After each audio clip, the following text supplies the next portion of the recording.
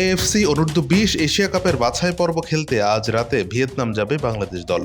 বাংলাদেশের গ্রুপে রয়েছে স্বাগতিক ভিয়েতনাম, সিরিয়া, গুয়াম ও ভুটান।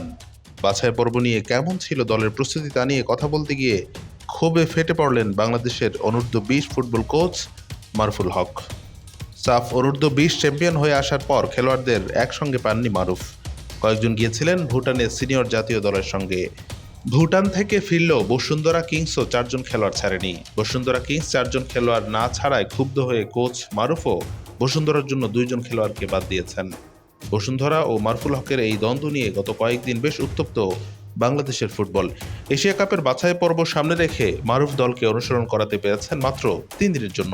এই অনুশীলনে কি ফল হবে তা নিয়ে রীতিমতো হতাশ সাফজয়ী এই কোচ। আমি ফুল স্কোয়াডটা পেয়েছি হলো 3 দিন হয়েছে, 15, 16, 17 3 দিন একটা টিম স্কোয়াড আমি ট্রেনিং করেছি। তো এই ট্রেনিং এ এটা ফুটবল খেলা, ক্রিকেট খেলা না বা ইন্ডিভিজুয়াল খেলা না। সবাই এসে জয়েন করবে ম্যাচের আগের দিন এসে বা ম্যাচের দিন এসে জয়েন করে খেলে ফেলবে। একটা ফুটবল খেলা একটা কম্বিনেশন প্রয়োজন আছে। আমরা গত সাফে চ্যাম্পিয়ন হয়েছে, আমরা 15 দিন সময় পেয়েছিলাম। সেখানে প্লেয়াররা নিদারুণ পরিশ্রম করেছে, মানে অমানসিক পরিশ্রম করেছে, তাদের মনোযোগ ছিল, সেই জন্য আমরা সেটা 15 দিনে করতে পেরেছি। আর এই কম্পিটিশনটা হলো আরো বেশি কম্পিটিটিভ।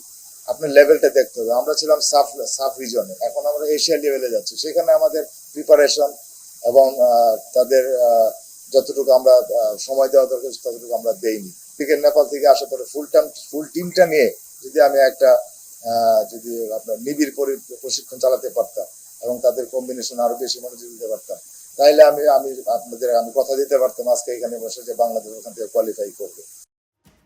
শুধু খেলোয়াড় ছাড়া নয়, অনুশীলন ম্যাচেও বসুন্ধরাকে কাঠগড়ায় দাঁড় করালেন মারুফুল। 5 সেপ্টেম্বর অনুশীলন ম্যাচ নিয়ে মারুফ বলেন, সেকেন্ড চয়েস ছিল মাহিনে ওখানে অসুস্থ হওয়াতে মাহিন খেলতে পারে না, ওখানে আসিফকে দেওয়া হয়েছে।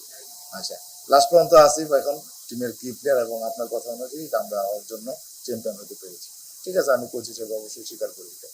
কিন্তু একটা প্লেয়ার লাস্ট ম্যাচ খেলেছে 28 আগস্ট 28 এবং আমি তাকে পেয়েছি 15 সেপ্টেম্বর। কতগুলা দিন, ডেগুলা দেখেন, কতগুলা দিন, 3 দিন আর হলো 15 দিন, 18 দিন। এই 18 দিন একটা প্লেয়ার আমার টাচে নাই এবং আমি যখন তাকে দেখেছি আমার কাছে সেই আসিফ মনে হয়নি। দল ব্যর্থ হলে ব্যর্থতার অগ্রিম দায় নিজের কাঁধে তুলে নিয়েছেন মারুফুল।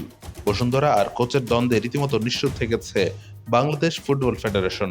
বসুন্ধরা থেকে ফুটবলারদের ছাড়াতে পারেনি বাফুফে। দলকে ঠিকভাবে অনুশীলন করাতে পারেনি সাফজয়ী কোচ মারুফুল।